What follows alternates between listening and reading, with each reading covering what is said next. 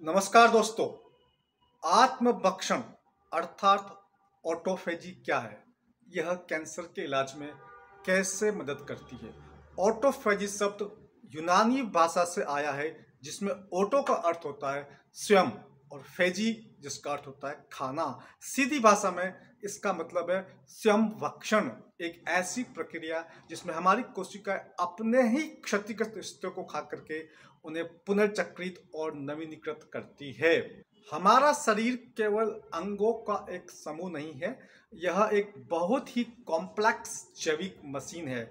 प्रत्येक सेकंड हमारी कोशिकाओं के भीतर लाखों प्रक्रियाएं हमें जीवित रखने के लिए चलती रहती है, लेकिन किसी भी मशीन की तरह इसमें भी घिसावट होती है, इसमें भी खराबी आ जाती है। यदि प्रोटीन खराब हो जाते हैं, यदि ऑर्गेनेल्स काम करना बंद कर देते हैं, तो डीएनए में त्रुटियां विकसित हो सकती है। यदि इन त्रुटियों को नहीं सुधारा गया तो यह गंभीर बीमारियों का कारण बन सकती है, जिसमें कैंसर भी शामिल है। यह 1960 के दशक में योशिनोरी ओसुमी द्वारा खोजा गया था। इसके लिए उनको 2016 का नोबेल पुरस्कार दिया गया। इसे पूरी तरह से समझने के लिए इसे थोड़ा और विस्तार से समझना पड़ेगा। ऑटोफेजी कोशिका की सफाई और पुनर्चक्रण प्रणाली की तरह है। ऑटोफेजी के दौरान कोशिका पुराने या क्षतिग्रस्त प्रोटीन और ऑर्गेनेल्स की पहचान करती है। इन हिस्सों को विशेष थैलों में बंद कर देती है, जिन्हें ऑटोफेगोसोम कहते हैं। ऑटोफेगोसोम फिर लाइसोसोम नामक संरचना से मिल जाता है, जो एक पुनर्चक्रण फैक्ट्री, रीसाइक्लिंग फैक्ट्री की तरह काम करता है। लाइसोसोम के अंदर कचरे को सरल अणुओं में तोड़ा जाता है, जिन्हें कोशिका या तो ईंधन के रूप में इस्तेमाल करती है या फिर नए निर्माण खंड के रूप में उपयोग करती है। इसका मतलब यह है कि ऑटोफेजी विनाश नहीं है, यह नवीनीकरण प्रक्रिया है। कोशिका टूटी संरचनाओं को तोड़ती है और उन टूटे हुए हिस्सों से नए स्वस्थ हिस्सों का निर्माण करती है। सही तरीके से काम करने पर ऑटोफेजी उम्र संबंधी समस्याओं या कैंसर जैसी बीमारियों को रोकती है। कैंसर में ऑटोफेजी की भूमिका एक ट्यूमर दमनकर्ता के रूप में होती है। शुरुआती चरण में यह क्षतिग्रस्त माइटोकॉन्ड्रिया को हटाकर और सूजन पैदा करने वाले प्रोटीन समूह को नष्ट करके ट्यूमर दमनकर्ता की तरह कार्य करती है।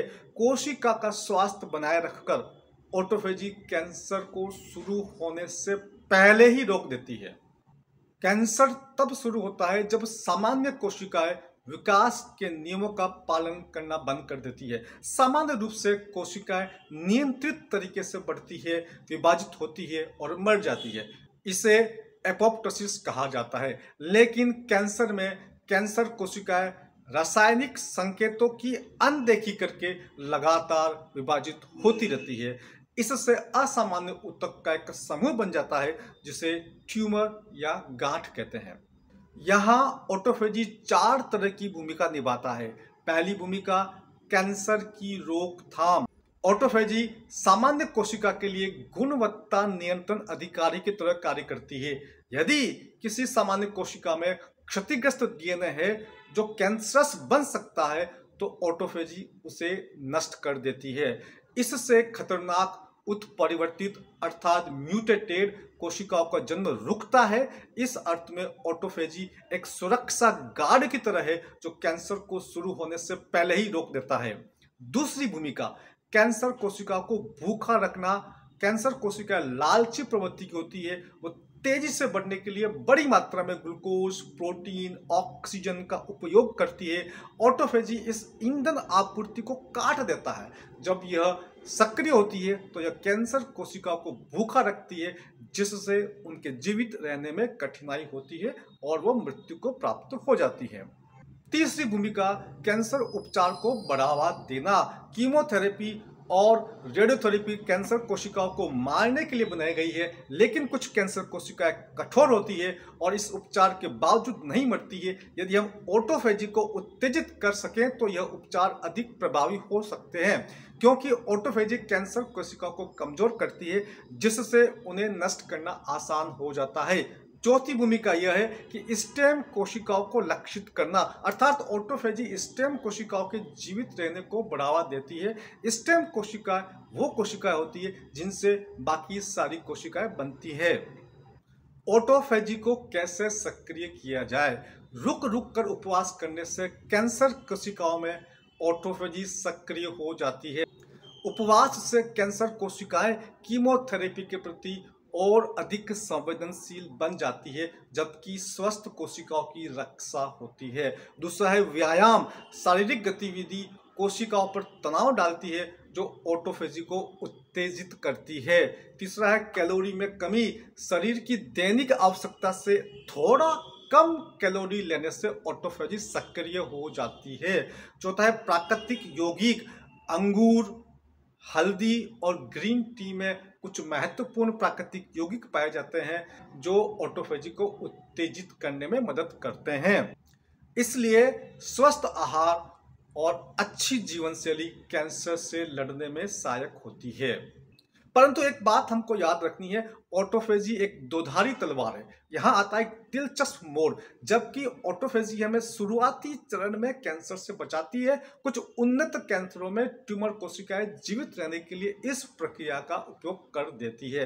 कैंसर कोशिकाएं कभी कभी अपने भीतर ही ऑटोफेजी चालू कर देती है और इस प्रकार से अपने ही संसाधनों को पुनर्चक्रित करके लंबे समय तक जीवित रह सकती है। इसलिए शोधकर्ता कहते हैं कि ऑटोफेजी एक दोधारी तलवार है।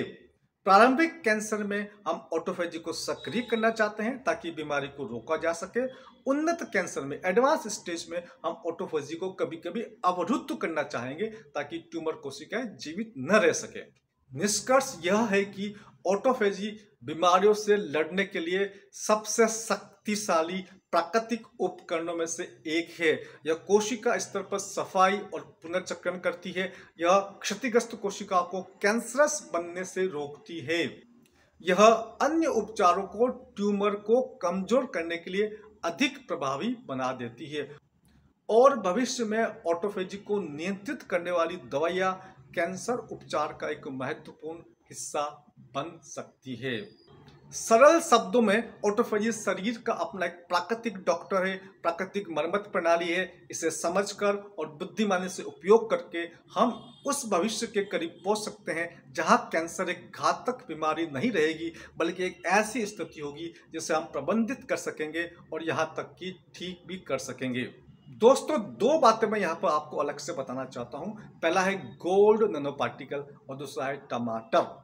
दोनों ही कैंसर से लड़ने में अत्यंत ही महत्वपूर्ण है। गोल्ड नैनो पार्टिकल्स, वही गोल्ड जिसे हम पहनते हैं, उसको तोड़ तोड़ करके बिल्कुल बारीक नैनो स्तर के पार्टिकल्स तैयार किए जाते हैं और वो नैनो पार्टिकल्स, उनमें विशेष गुण आ जाते हैं। उन विशेष गुणों की वजह से वो कैंसर सेल्स को मार देते हैं, कैंसर सेल्स को खत्म कर देते हैं। इसके साथ ही टमाटर, उसमें एक तत्व होता है लाइकोपेन, जो कि एंटी कैंसर होता है, एंटीऑक्सीडेंट भी होता है और यह टमाटर आपके कैंसर पेशेंट के लिए बहुत ही फायदेमंद है। इन दोनों टॉपिक पर मैंने अलग अलग वीडियो बना रखा है। आप 1% कैंसर डाइट क्या होती है, कैसे लेनी है, उसको आप अलग से वीडियो में आप देख सकते हैं और साथ में गोल्ड नैनो पार्टिकल्स किस प्रकार से कैंसर में लड़ने में हमारी सहायता करते हैं, उसका भी एक वीडियो है, उसे भी आप देख सकते हैं। नमस्कार।